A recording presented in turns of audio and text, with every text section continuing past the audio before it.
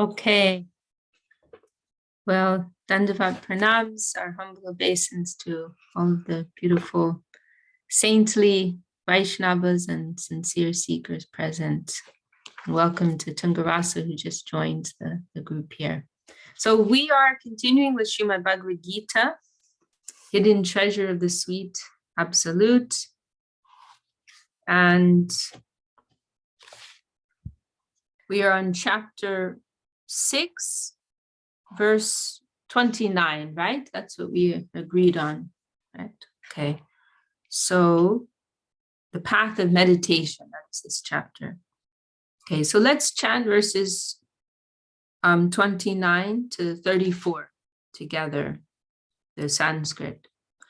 Om Jnana-timirandasya Gyananjana Shalakaya Chakshurmilitanjena Tasmai Shri Guruve Namaha Sarvabhutastamatmanam Sarvabhutani Chatmani Ikshate Yoga Yuktatma Sarvacha Sarmadarshanaha Yomam Pashyati Sarvatra Sarvam Chamai Pashyati Tasyaham na pranashyami Sachamena pranashyati Sarvabhutastitam Yomam Bhajatyekyatvamastitaha Sarvata Vartamanupi Sayogi Mahi Vartate Utmo Pamyena Sarvatra Samam Pashyati Arjuna Sukham Vayadi Vadukam Sayogi Paramo Mataha Arjuna Uvacha Yoyam Yogastvaya Prokta Samyena Madhusudana Etasyaham na pashyami Chanchalatvad stitim stiram Chanchalam hi manaha Krishna Pramati balavajridam Tasyaham nigraham manye Vayariva sudushkaram. This word chanchalam, chanchal, our Gurudev would use this word sometimes. It means like restlessness. Restless mind. We all saw this is a symptom of this age. Restless, agitated minds. I always chuckle when that word comes up. Okay, so Chintamani, do you want to read the translations for these? Sure, I'll read them. 29 to 34. 29. His consciousness united with the infinite, the master of yoga, sees the universal spirituality. He sees the supreme soul within all beings and all beings within the supreme. For one who sees me in everything and everything in me, I am never lost to him, and he is never lost to me. The yogi who takes shelter of me and adores me in my non-different form as the supersoul situated within the heart of every living being abides in me in all circumstances. I consider the best of all yogis to be the one who knows the happiness and unhappiness of all beings as his own. Arjuna said, "O Madhusudana, because of the fickle nature of the mind, I cannot conceive how one can maintain the equilibrium in yoga that you have described." 34. O Krishna, the mind is fickle, turbulent, obstinate, and very powerful. I consider controlling it to be more difficult than controlling the wind. I think we can all relate to that. Does anyone have any thoughts, comments, questions on these verses that we just read through?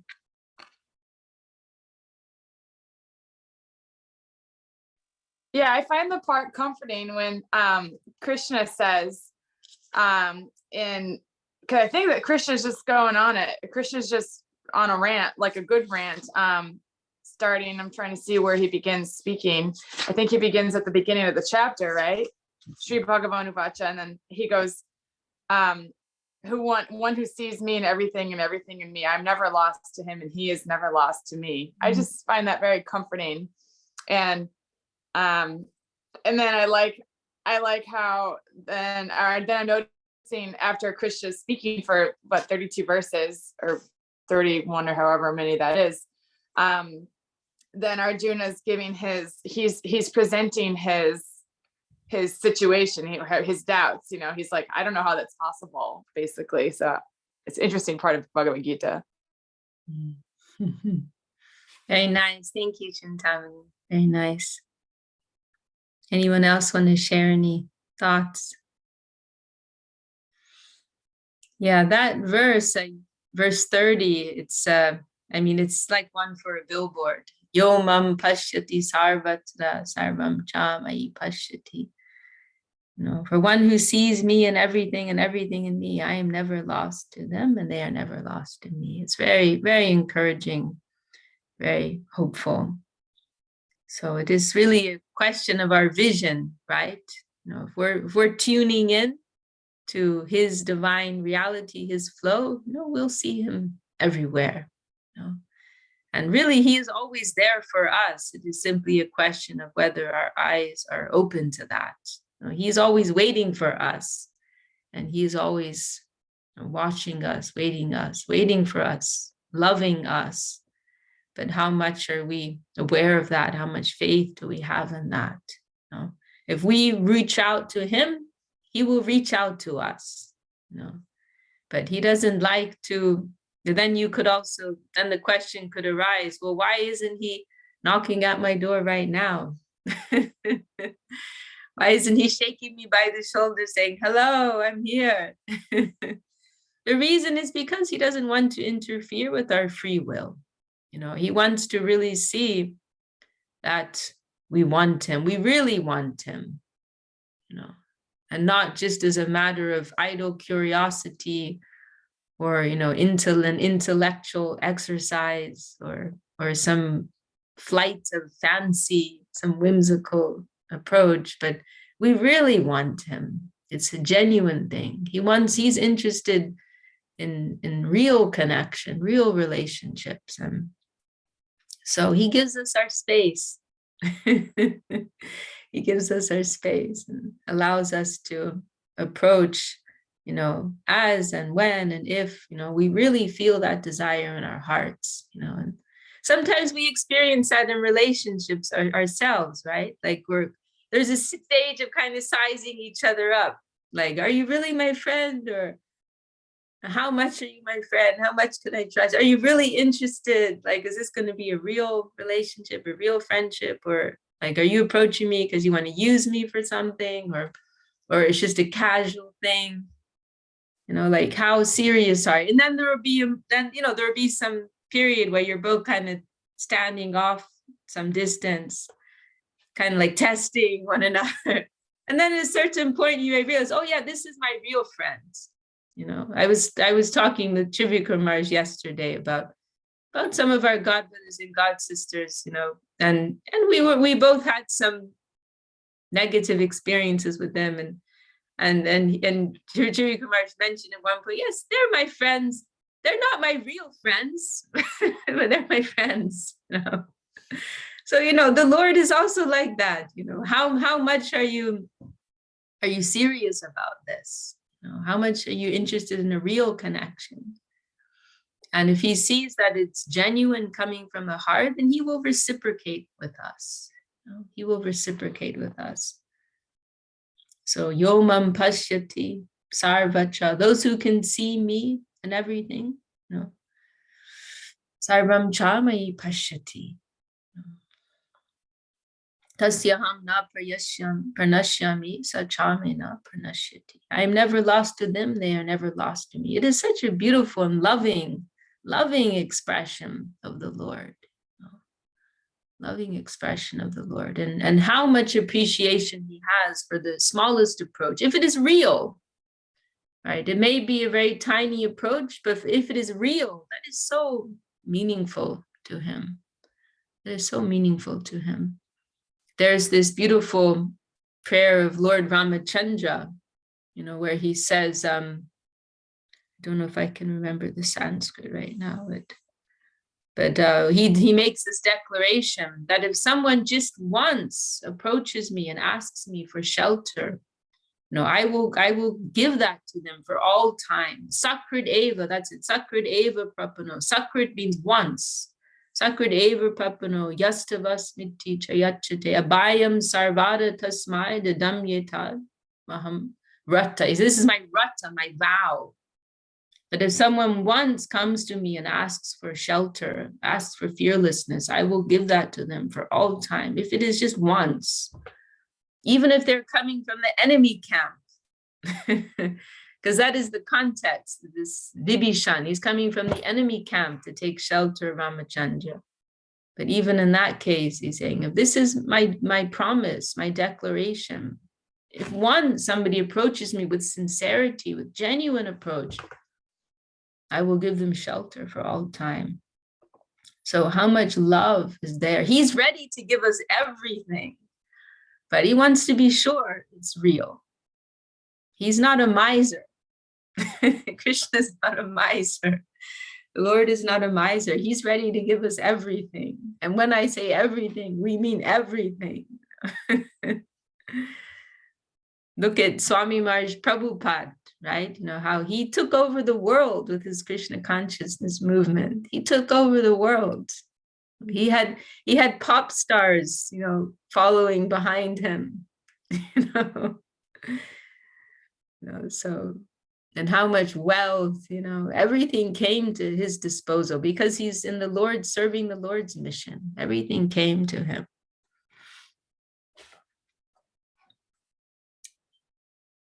And this verse 32 is also interesting. This I consider the best of all yogis to be the one who knows the happiness and unhappiness of all beings as their own. And this, this is like kind of a theme in Bhagavad Gita, which is, it shows the value, right, of repeated hearing, repeated reading. Not that, oh yes, I read Bhagavad Gita, but every day, our Gurudev said once, we can read a chapter every day. He recommended that of Bhagavad Gita.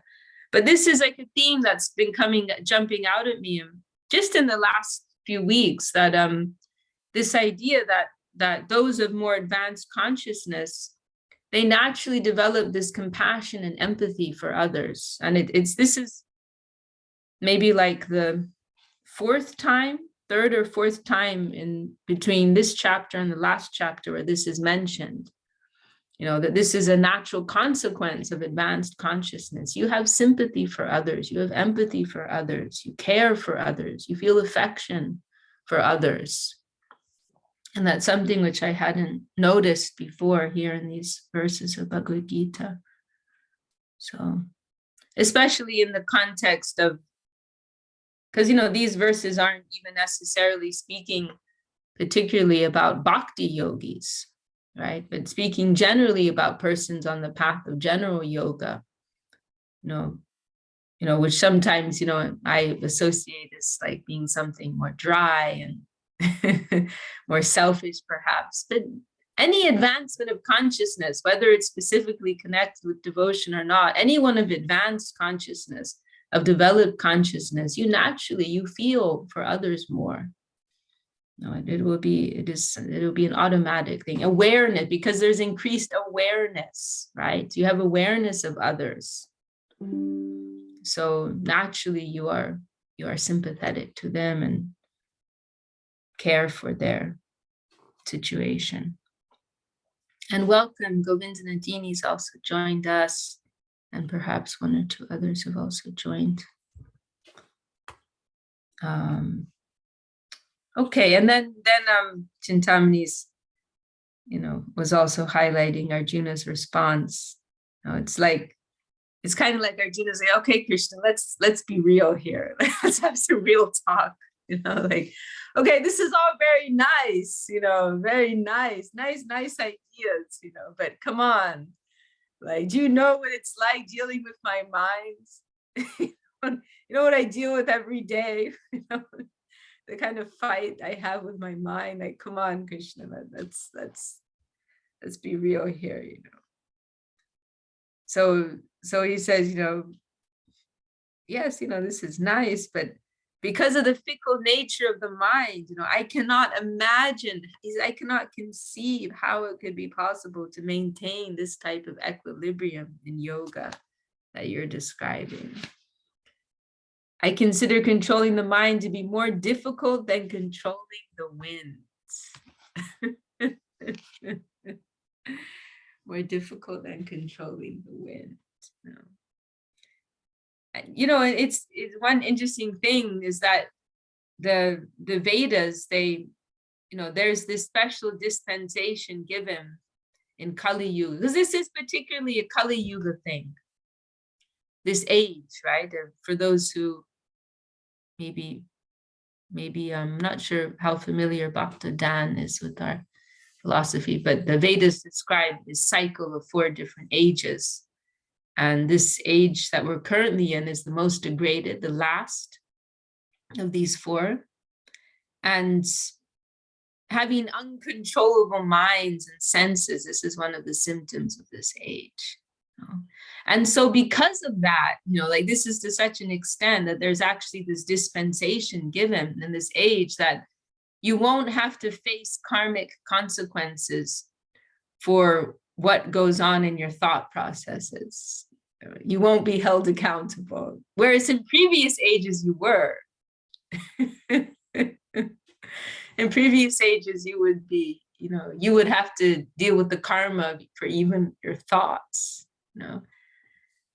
So it's very interesting. And it makes me think, like, I absolutely cannot even imagine, what type of mindset one would have had in one of these previous ages. I can't imagine it, because I'm just so accustomed to having these uncontrollable minds that go to the most degraded. It's absolutely humiliating, where our minds can go at times. They go to the lowest point, and absolutely humiliating. There's this one incident we hear of, maybe Jayadev can remember better the story with Draupadi.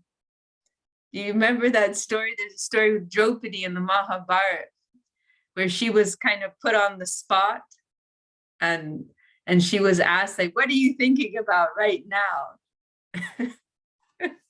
And actually it was something very humiliating, because she was thinking, I think it was something like she was thinking how it would be nice if, what is his name? Karna was her husband also. You remember that story? Because in the end, it turns out that Karna he's a half brother, right? He's one of the brothers, and isn't he? I think so. And he's related. I mean, he's basically one of them, right? But separated through circumstances. So technically, you're just now getting me to think that technically she should be married to him too somehow. Right, maybe? right. So she was like put on the spot, like, what are you thinking about right now? And she was thinking something like that. I don't remember the other parts of the story, the full context, but anyhow, hearing these things, it gives you some idea. In previous ages, you had more ability to control your minds, but in this age, we are at the disposal of our mental system. And so we are given this special dispensation. We won't be held responsible for what we're thinking.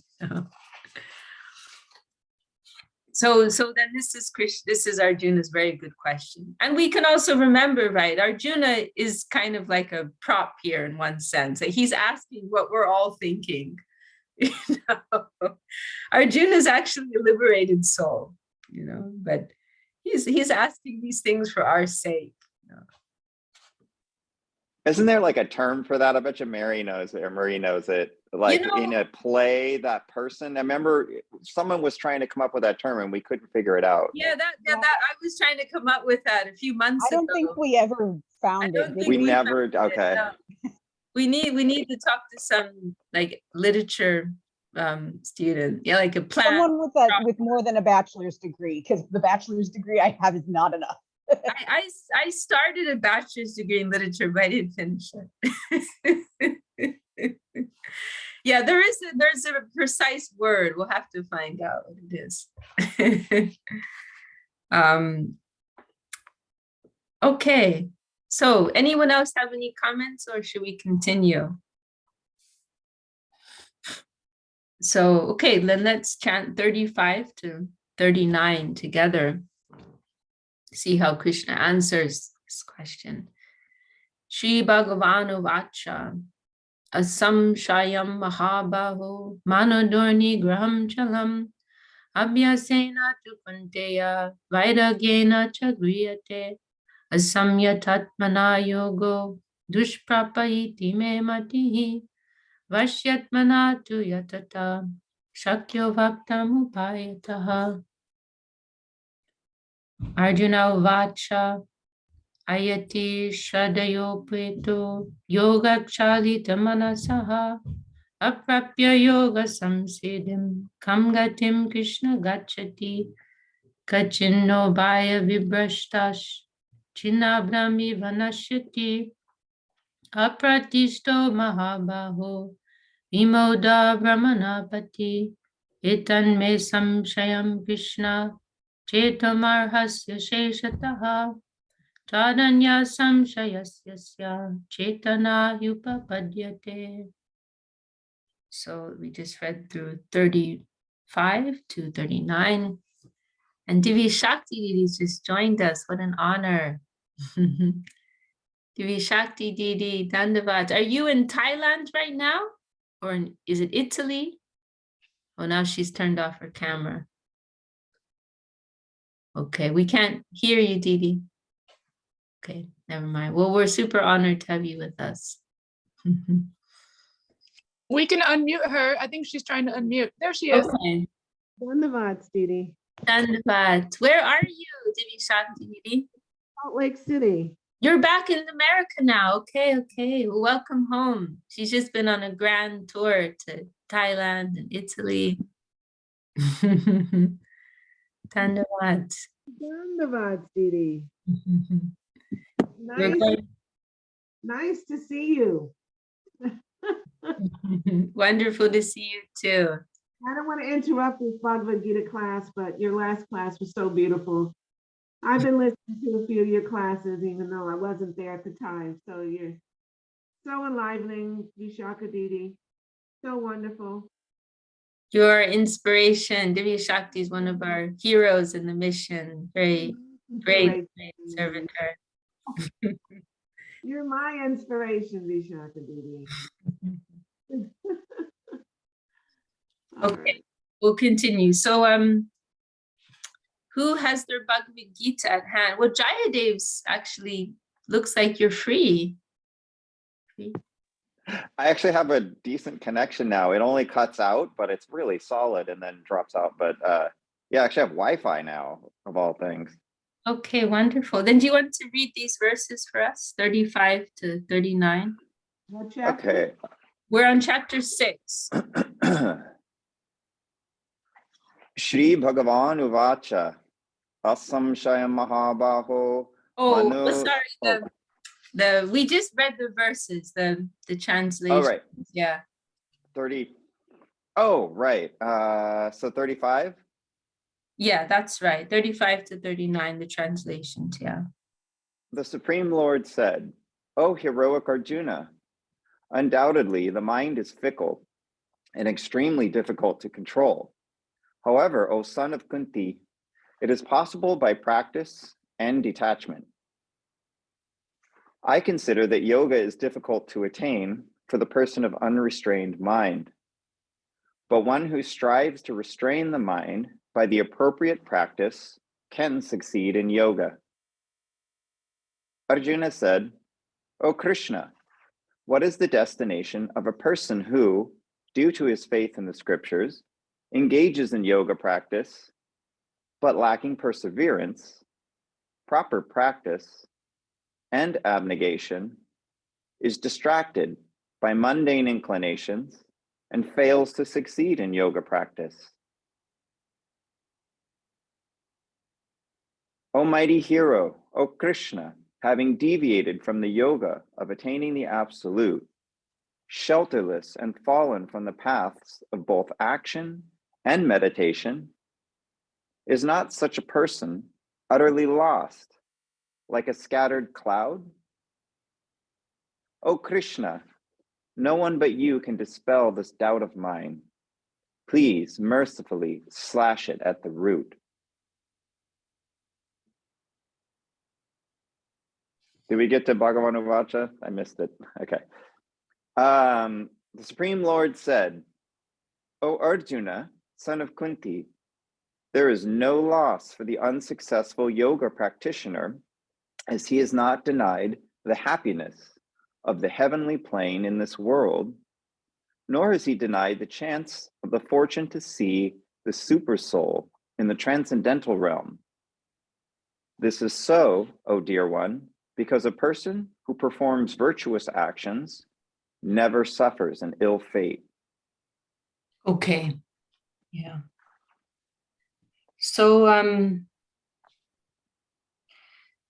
is bringing up a very good point, and again, for our sake, it's because, it's something that we see, right? And we may experience that, we give up someone gives up their life for this high ideal, but they can't make it through. And then, where am I? What do I have? I left aside the career path, now I'm screwed. I had the opportunity to have, a happy family, a good job, and all these things, and good education, but I gave it up to become a Hare Krishna, and then in the end that didn't work out. Now I don't have anything. I'm a failure on both sides.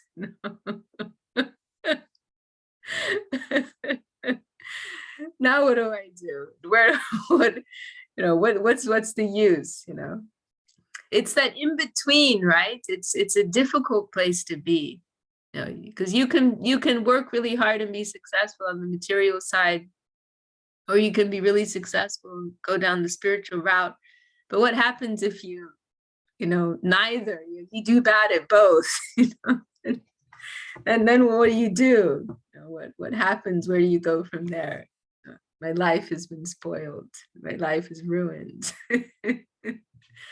There's this verse in Srimad Bhagavatam near the beginning saying that two kinds of persons are happy in this world: those who are ignorant and those who are fully enlightened. But everyone in the middle, they're suffering. Everyone in the middle is suffering. So to be fully just like buying into the material version, you can live. Ignorance is bliss, right? Just go along with the status quo, and do your 9 to 5, and do all the conventional things you're meant to do, and get that bank balance, those figures that you want. You can have a happy, blissfully ignorant life, right? And then, of course, if you're a fully enlightened soul on the other side, then you're happy also. But to be in the middle, where you're kind of like spanning these two worlds, that's a difficult place to be. That's a very difficult place to be. And then what this scenario Arjuna's describing is particularly sad, pathetic and troublesome. I gave up the material side to invest in the spiritual side, but I didn't do very well there. And now I'm screwed on both sides. What do I do? But the thing is that, first of all, there's no question of loss or gain on the material side anyway, because it's all dealing with nothing in the end. There's no value, actually. Loss or gain on the material side, it is all a superficial thing. So there's no question of having gained anything and no question of having lost anything on the material side of things. It's all superficial. But on the other hand, right? And then there's this other Bhagavad Gita, Nahabi Kramo Nashasti Pradyavayo Navidyate Swalpam Apyasya Dharmasya Chayate Mahatobaya. This is earlier in Gita. Even small advancement on this path of bhakti, it will never leave you. It will always stay with you. It is of a permanent nature. So whatever little you can deposit in your spiritual bank account, it will remain there forever. It is not of the flickering nature of this mundane world. That will always stay with you.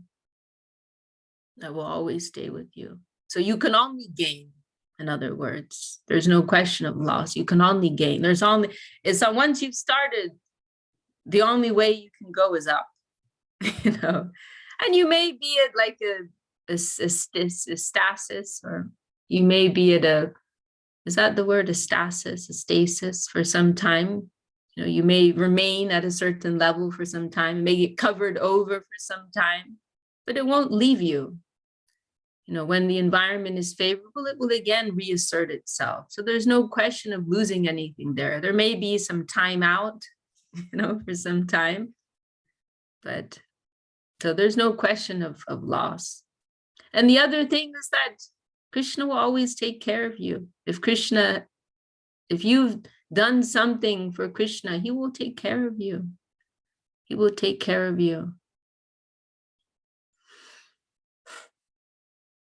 And so going back to the text. Okay, well, actually, Jayadev, you did jump ahead one verse. We were ending on a cliffhanger, but you spoiled it. Oh dear.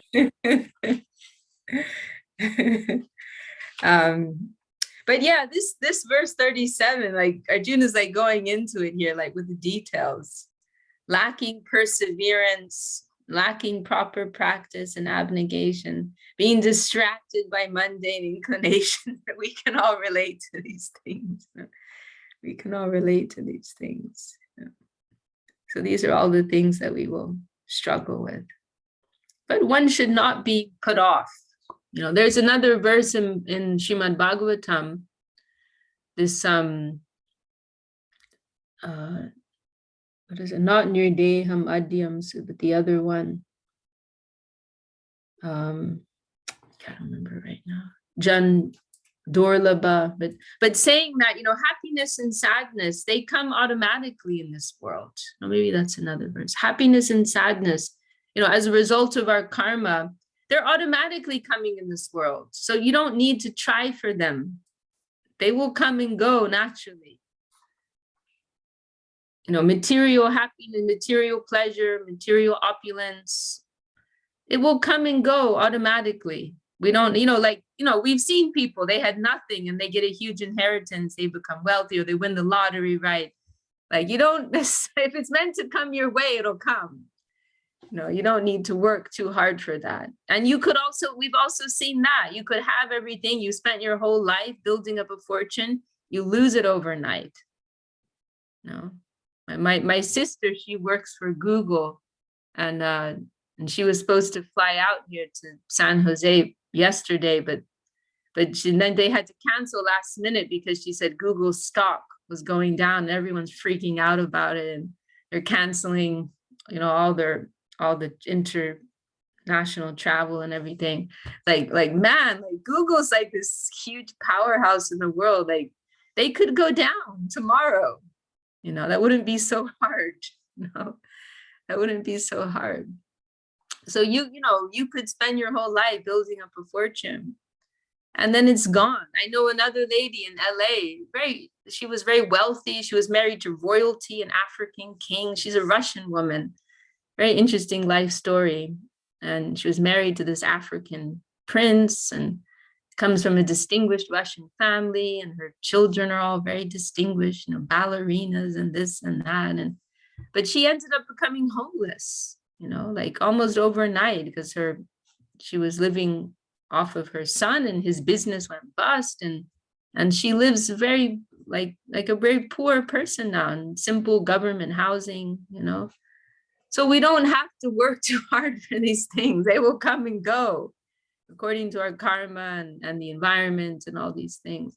But our spiritual development, that is something we should invest. That's something we should try for and that we must try for. We don't need to try for material happiness. It will come automatically, but we need to invest in our spiritual development. And what's more, what we gain in that, we won't lose. It is a permanent thing.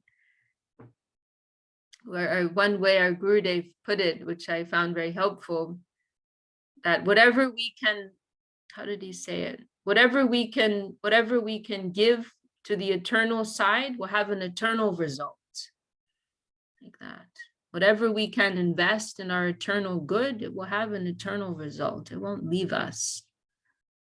So, if we think of it in these terms, it's not a tough decision to make.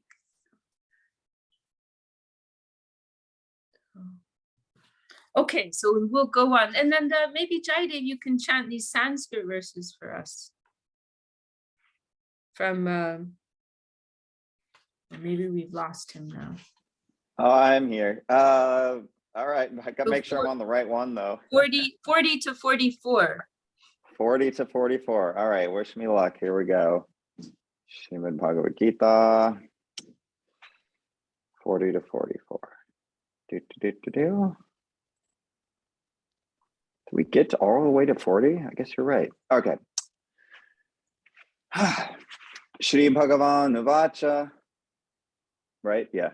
Parthanaiveha namutra vinashastasya vidyate nahi kalyana krit kaschid durgatim tatagachati prapya punya kritam lokan ukshiva shashvati samaha shuchinam shrimatam gehe yoga bhrashto bhi jayate Atva yoginam eva kule bhavati dhimatam etadhi duralabhataram loke janma yadi drisham tatratam buddhi samyogam labhate parva daihikam yatate chatato bhuyah samsadhau kurunandana. Keep going. Bhurbhabhyasena tenaiva hriyate yavashopi sah jignasurapi yogasya shabda brahmati vartate. Beautiful. Thank you so much. Okay, thank you. Ava Rupa, do you want to read the translations? You have the book in front of you. Yes, stand by. 40 to 44. Okay. The Supreme Lord said, O Arjuna, son of Kunti, there is no loss for the unsuccessful yoga practitioner, as he is not denied the happiness of the heavenly plane in this world, nor is he denied the chance of the fortune to see the supersoul in the transcendental realm. This is so, O dear one, because a person who performs virtuous actions never suffers an ill fate. 41. After residing for many years in all those heavenly planes that are attainable by the performers of great sacrifices, such as the Ashvamedha, the unsuccessful yoga practitioner takes birth in the home of honorable, prosperous persons given to pure and honest practices. 42, or he takes birth in the home or family of teachers of yoga who are dedicated to yoga practice. Such a birth is more rarely attained in this world. 43, O son of Kuru, within one of these situations, the wisdom he had attained in his previous life is revived, and he again strives for success. Am I doing another one? One more. One more, okay, 44. Despite himself, he is carried by the yoga practice of his previous life. In his search, he surpasses the fruitive rituals of the Vedas. Hare Krishna.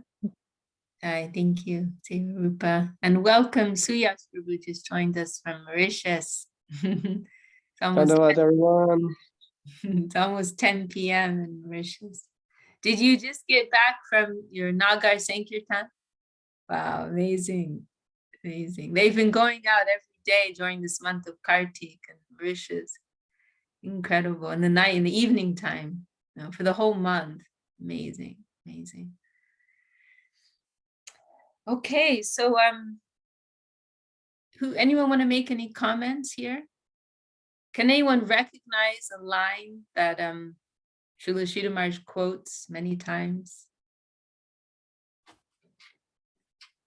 I'm sure Jayadeep can. You mean the Kalyana Krit? Yes. Question? Do you want to say something about that? The Sanskrit, I just remembered that. I don't remember what he says about it exactly. But Kalyana is auspicious and Krit is actions, right?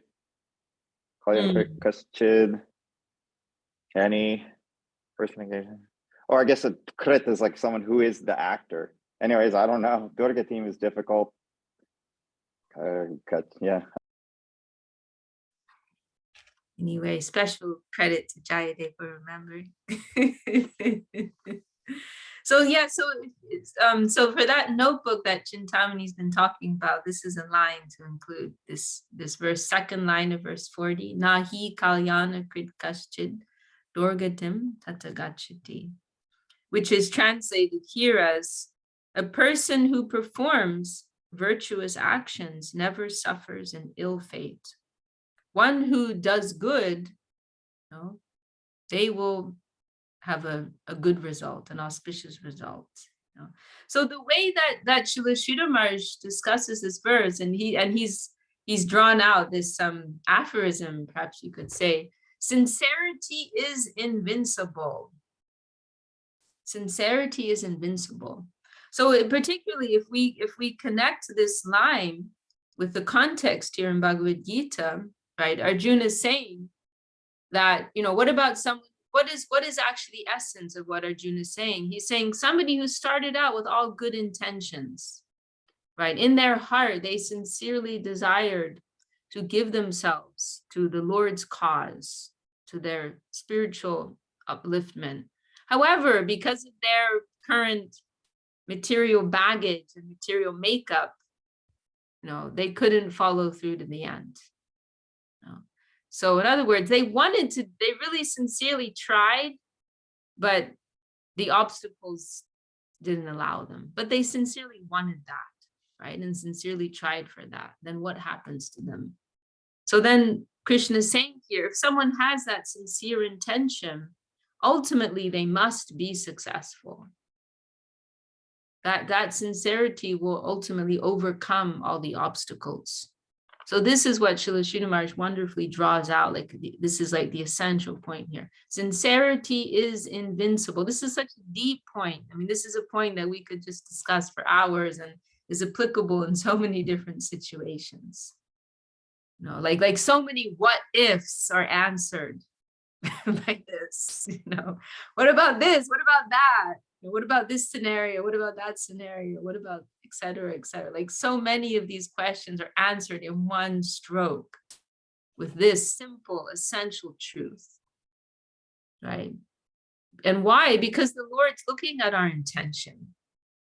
The Lord is not a slave, to our current mundane circumstances. He can overcome everything and he can help us. His grace will allow us to overcome everything. So it's just a matter of time, actually. So it is very encouraging also. If we have a sincere desire to give ourselves for this higher cause, we will make it ultimately. We will eventually make it. And it's also very encouraging in terms of how we perceive others, right? Because we see that persons come forward, they try, they face certain obstacles, and they back off. But we must remember this: if they sincerely have that intention in their heart, they will eventually come through. It is just a question of time. So it is an important meditation. Sincerity is invincible.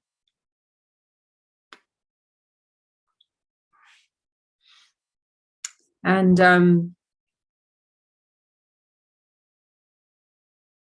it's interesting. I'm just kind of reflecting on my own experience, and because Krishna is saying here, you know, someone who tries on the spiritual path and they fail, then after that, you know, they may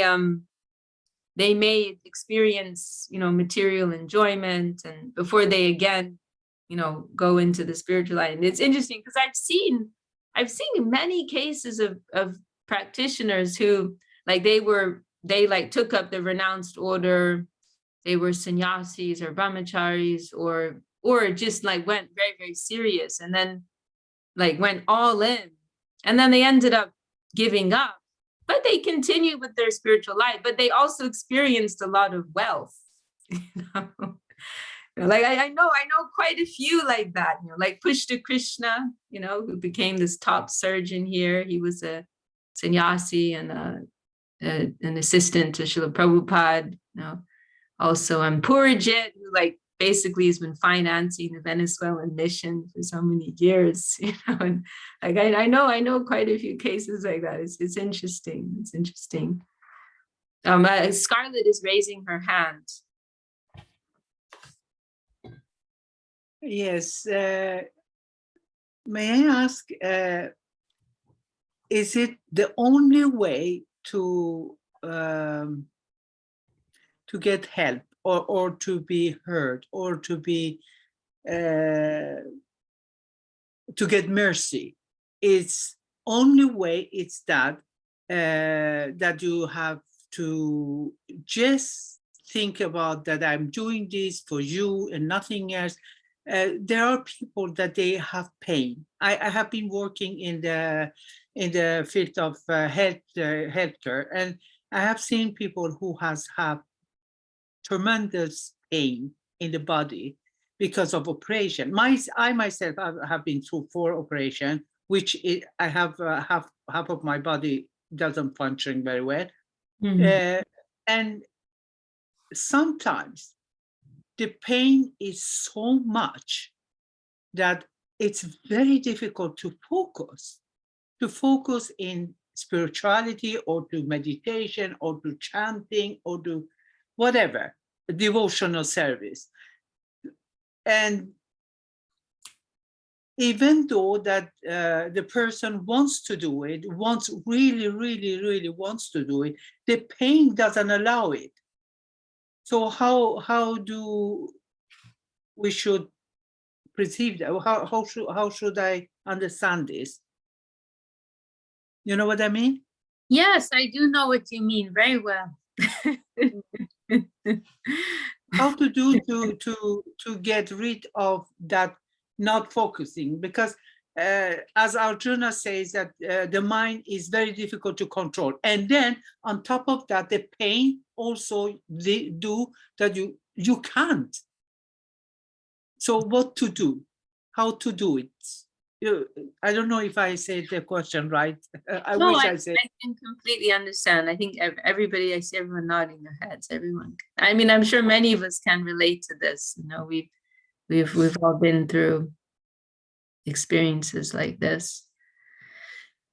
I would say, you see, the Lord knows your innermost desire, and so if you're holding on to that innermost desire, even if you're not able to carry through with it, the Lord sees that. The Lord sees that. Sometimes all you can do is blindly hold on, but you're still holding on, right? You're holding on. And another thing is that these experiences, they can indirectly enhance our spiritual connection, because they increase that feeling of desperation. You know, they make us value the opportunity. You know, actually, I've talked about this with Govinda here. We've talked about this issue before. And she, Govinda said to me once, like something like, like I could be doing so much better, like if I didn't have these chronic health issues and these things, like why is Krishna giving me these troubles? Like I could be focusing better if I didn't have to deal with them, something along these lines, But we have to remember that the Lord is in control. It's not that anything is outside of his control. And Suhridam Sarvabhutanam, he's also friendly. He's our friend. He's not like this, evil taskmaster, or he just wants to like mess around with us, and he secretly wants to undermine our spiritual life, just for the heck of it, or he just wants to give us a hard time, because it's fun. Or, no, he cares for us. And nothing is outside of his control. So we have to remember his smiling face is behind everything. And if it is there, then it is actually to our advantage if we can adjust our vision. And again, those periods that we go through, they can actually enhance our attachment. That frustration that we feel makes us value when we can. Like if you lose your arm, you appreciate what it means to have an arm. And then when you have the arm, you're definitely going to be using it for something meaningful. So those periods when we experience pain or and so on, or things that obstruct us from our devotional life, when we get that opportunity again to go deeper, like we definitely take it with a lot more appreciation. So, but these moments of difficulty, they can bring out the most intense attachment, for our spiritual life. So we have to remember that, take everything with a positive vision. And even if we can't remember properly, we're still holding on, right? And and although we may be doing one thing, even if we're doing something mundane, in the back of our minds, we don't want to be doing that. We want to be doing something else. So if someone has some real attachment, it won't leave them. It will only become stronger. So just keep holding on. That's essentially what I would say, just keep going, holding on. Our karma will present us with so many things. Here's Eve. Our karma will present us with so many things. You see what I have here? You see what I have here? Yes, yeah, look at that. You see all this? Yes. I do nothing else than only reading and reading and reading and reading, just because I want to learn to understand and to see if there is somewhere I can learn how to control away the pain, the physical pain. I have too much problem with my back, and I have so many pain. That's why I'm moving a lot in my chair, because it pains anyway. And I try to learn if I can learn how to hold away, keep away feeling of this pain, and just to focus. That's all I do. And I read, try to just focus in my reading, but it's difficult. It's difficult, and I don't get it. But I'm not looking for money. I'm not looking for to be famous. I'm not looking to buy a house. I'm not looking for anything. I'm not looking for eternal life or live or anything, young or be beautiful, nothing. I just want to understand it. And I see Jaidev has his hand raised. I'll just make one comment more. What is the most valuable, like in the whole thing, that the whole situation you just described, what is the most valuable property there? Your desire. The Sanskrit word is laulyam. You're like actually what you're reading in Bhagavatam and what your brain is computing, that may or may not be, meaningful. But your desire to connect with the flow of Krishna consciousness, your desire to connect with the Lord and his devotees, that is the most valuable property that you have. That you feel this earnest eagerness, desire to connect. That is the most valuable thing in all of what you've described. And so these situations, they can actually increase that desire. That, oh, it's over there, I don't have it. That is the most wonderful place to be in Krishna consciousness. So don't be disheartened, keep going, keep trying, keep striving. Jayadev, please, you were going to say something. It's more of a question / prompt for you in relation to your question, Scarlett. And there are some verses in Shri Shri Prapana Jivanamrita that talk about how surrender is even more important than any of these, like all of these different spiritual practices, that surrender, this moment of absolute surrender to the Lord, that's actually the most powerful thing. And I can't remember which verse. I'm kind of trying to sprinkle through and find it, but maybe you can remember. There's the Sridhar Maharaj gives the aphorism or the sutra that says something like that. And I can't remember what chapter it's in. And then there are some verses that back that up. I thought of you in that sense, Scarlett, that it's that moment of surrender to the Lord, like, absolutely, I have no power. I have nothing of myself. My Lord, please, I just throw myself at your feet. Like, that surrender is the most powerful thing. And you don't need to be able to even read or see or even be able to move or anything to have surrender. Beautiful, Jayadev. Wow, thank you so much for sharing that. Yes. Do you remember where that is? Yes, though? it's right at the very beginning, I believe in the first chapter.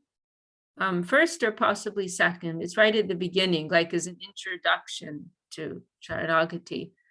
Saying that even if one is unable to, for whatever reason, is unable to carry out.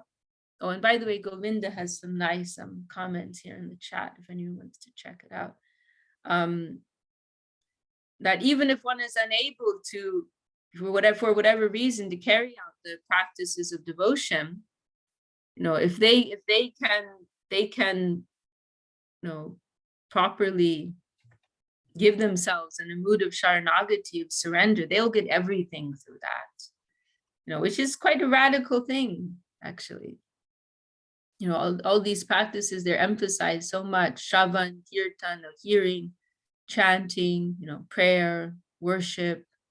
This is the age of Kirtan. Mahaprabhu came to give Kirtan. So it's quite a radical thing to say. Even if you can't do Kirtan, by the mood of surrender, you can get everything. So that's actually like the goal, right, in our practice, to increase our mood of surrender. That's more important than any of the physical practices that we're carrying out. In deepening and intensifying our mood of Sharanagati, of surrender. So very, very wonderful that you reminded us of that verse, Jayadev. That is certainly the essence. Yeah, I found it. It's verse 40 of the Upakramritam or whatever, the prelude to approaching nectar. Okay, you want to read it? Oh, sure. I'll read a couple because it kind of has only by surrender to the Lord can one gain freedom from the miseries of birth, death, disease, and infirmity. Fitness to deliver others from those miseries, the holy abode of Lord Vishnu, and the devotional service of Lord Krishna. Here's the main verse I was thinking. Everything is accomplished by surrendering unto the lotus feet of Sri Hari. Even for one who is unable to execute the integral practices of devotional service based on hearing and chanting. Even if you can't hear.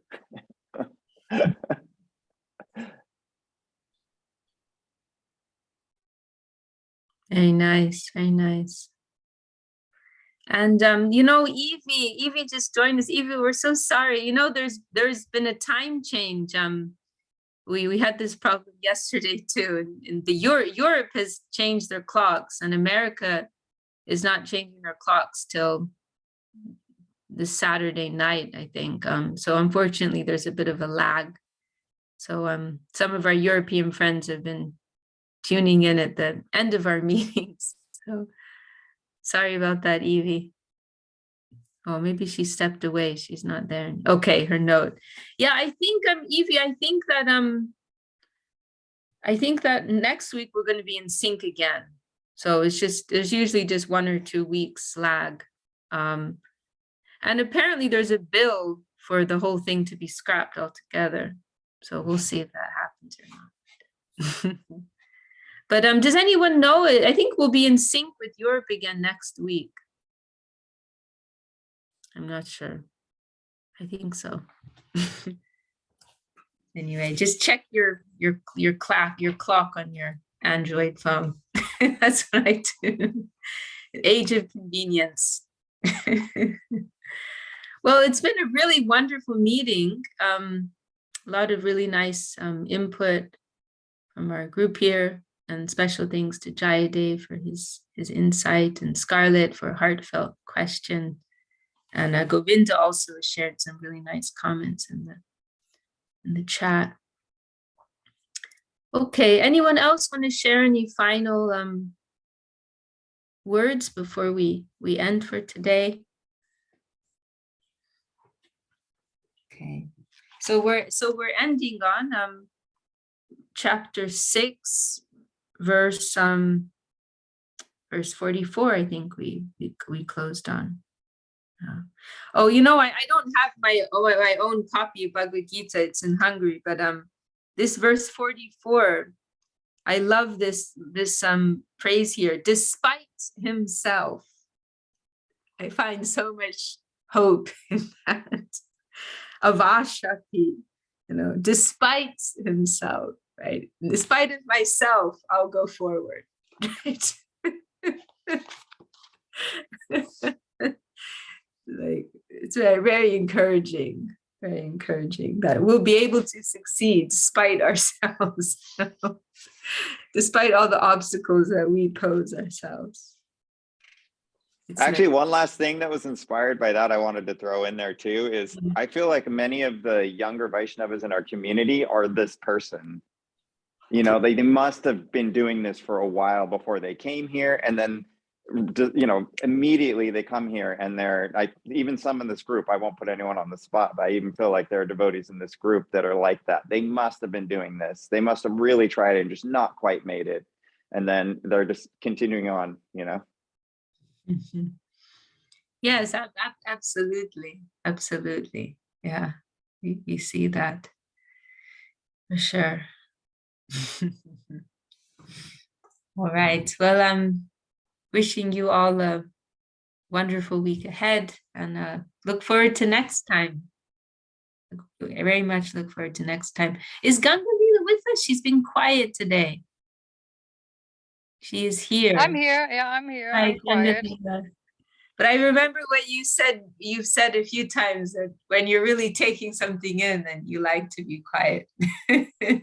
Boom! That's amazing that you feel that. I'm really moved. It was an amazing hour. Thank you so much. It was just really very, very powerful, and I feel the lolium. I feel that hankering. And the topic was perfect. So I hope we will all be moved in a good way in our hearts to that sincerity and that hankering of Krishna consciousness. Thank you so much for sharing that, Gangalila. That was beautiful to hear. And do you want to pray us out? That was kind of a pray out. I just encourage everybody to unmute, and then we can hear the wonderful voices all over the world, and knowing that that's like the soundtrack to our lives when we chant the Mahat mantra together, soundtracks of our lives.